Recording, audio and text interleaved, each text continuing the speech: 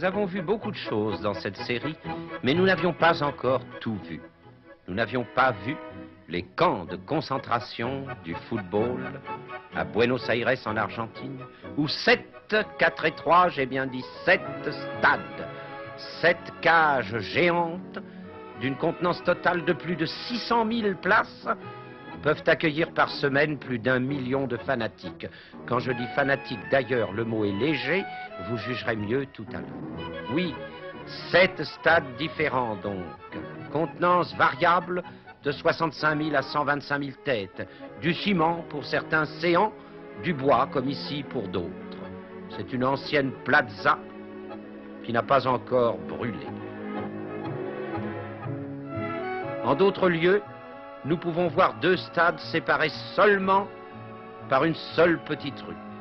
65 000 et 80 000 bipèdes parqués derrière 7 000 mètres de barbelés pour en voir 22 autres courir après une boule ronde.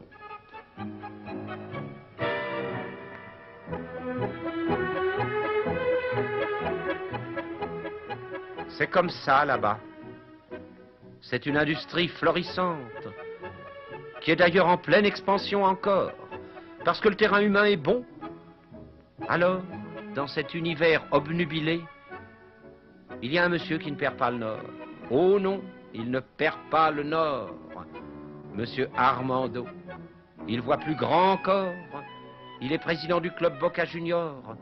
Il envisage une cité sportive construite sur le Rio de la Plata soi-même, et le joyau de l'ensemble sera un stade de 150 000 places, assises, payantes et non immergeables. Ni plus, ni moins. Avec 9 îlots artificiels autour. On n'y peut rien. Mais le ballon rond étant donc la raison de vivre des Argentins, il n'est pas étonnant que leurs produits, tels ici Nestor Combin, ne soient particulièrement recherchés à l'étranger. Il y a eu aussi le divin chauve, Alfredo Di Stefano, l'une des gloires qui ont le moins perdu la boule, et il y a un autre produit argentin, Helenio Herrera, le plus grand entraîneur du monde, puisqu'en ce domaine du ballon rond, l'Argentin ne fait pas le détail. Voilà, à part ça, Buenos Aires pourrait sembler une ville tranquille. Elle pourrait sembler. Mais comme on y bourre au moins un stade tous les 2 jours, ce faux air de ville comme les autres ne dure jamais plus d'un matin.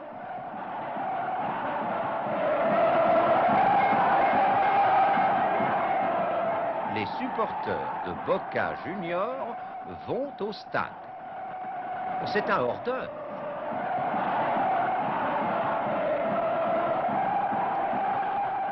Un hors-d'œuvre parce que la vraie folie ne commence qu'à l'intérieur, avec l'éruption collective de 85 000 personnes qui hurleront sans suite pendant 2 heures et plusieurs fois par semaine.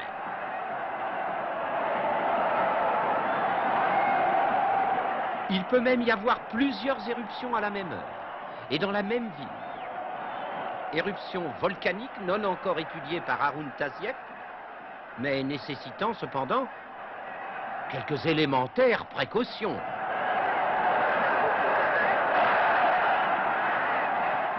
Ainsi, vantons des casquettes en plastique de la marque Armando, on n'est jamais mieux servi que par soi-même, contre les projectiles de tout genre en provenance de toute direction.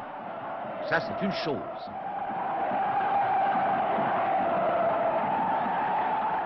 On isole aussi les joueurs, du public, bien sûr, c'est évident, c'est la défense de base, ça.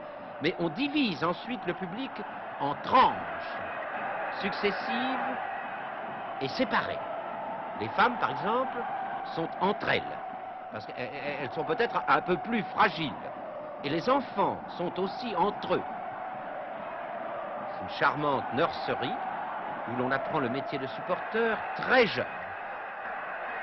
Partout, ça hurle. Et la partie n'est pas encore commencée. Boca Junior contre Atlanta. Pendant des heures, on ressassera l'hymne à Boca Junior. Écoutez-le, cet hymne. C'est un ancien chant national péroniste à peine amélioré. Allez Boca, au lieu d'aller Péronne, allez Péronne. Et pourquoi pas, il n'y a pas de raison. À la présentation des couleurs du club, le temps peut se gâter. Le volcan se recouvre de neige.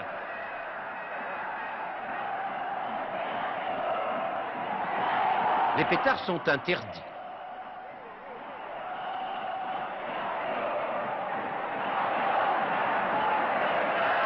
La chaleur monte. La préfète elle-même est dans le coup, entraînant vigoureusement ses troupes. Le délire se poursuit. À partir de ce moment, aucun psychiatre ne peut plus rien contre cette hystérie collective. Aucun règlement non plus. Je répète que les pétards sont formellement interdits. 71 photographes sont passés pour 22 joueurs qui se sont réfugiés dans l'endroit le plus calme de cet enclos furieux, le terrain où nous les trouvons et où, bien protégés, ils peuvent donner libre cours aux dons qu'une généreuse nature a placés au bout de leurs pieds. Oui, à partir de maintenant, le ballon est roi et rien, nulle part, n'a plus d'importance. Nous sommes en pointe.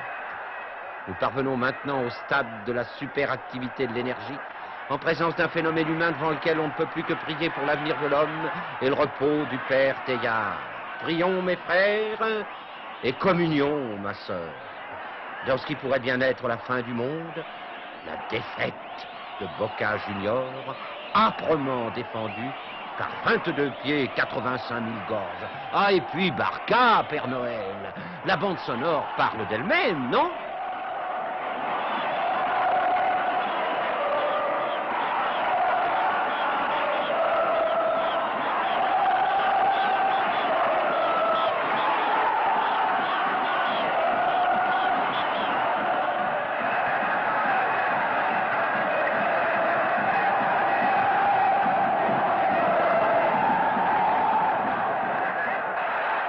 Quand je dis elle parle, elle gueule, la bande. Boca Junior et Atlanta, des cris, des pieds, une boule, un corner ou autre chose, on ne décrit pas cette furie. 80 000 troncs, 160 000 pieds, 100 000 mamelles, des dizaines de milliers de tonnes d'organismes à base d'hydrocarbone lancés dans un vertigineux ballet de mécanique ondulatoire. Oh, pardon, aux savants ou aux chercheurs, que viendrait-il faire ici ?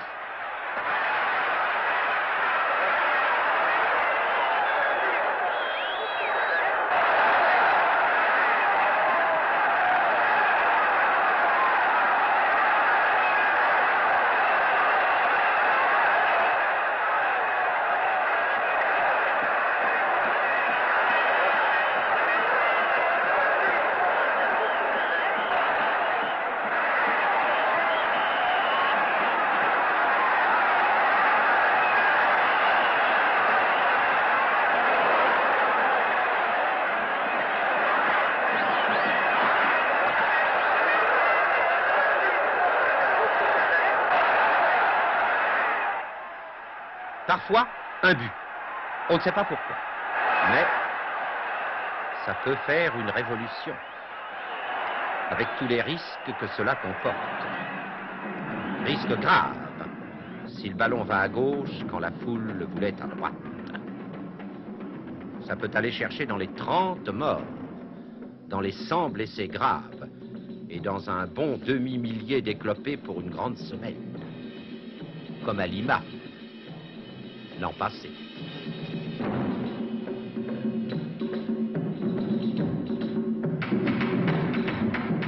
Faut pas rire avec ça. C'est sérieux. Un stade cassé, ça se reconstruit. Mais les morts, qu'est-ce que vous voulez qu'on en fasse ?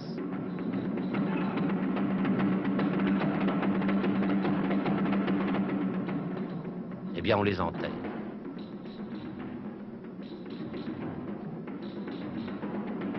Ça fera de la place pour les autres. Pour ceux que nous retrouvons en fin de match à Buenos Aires, toujours aussi mignons. Ils ne casseront rien d'ailleurs aujourd'hui, parce que Boca Junior a gagné. Les pétards sont rigoureusement interdits.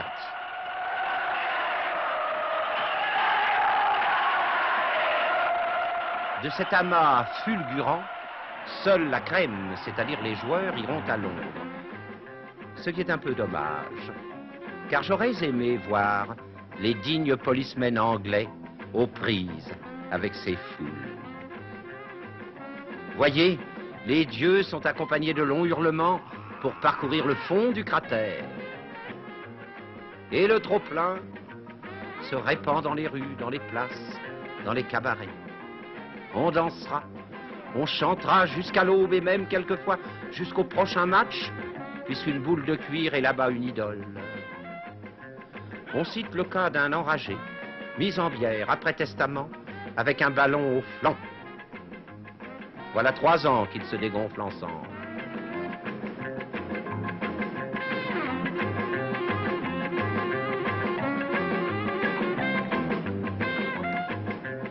Alors, mon petit Johnny, quand tu feras le tiers de ça?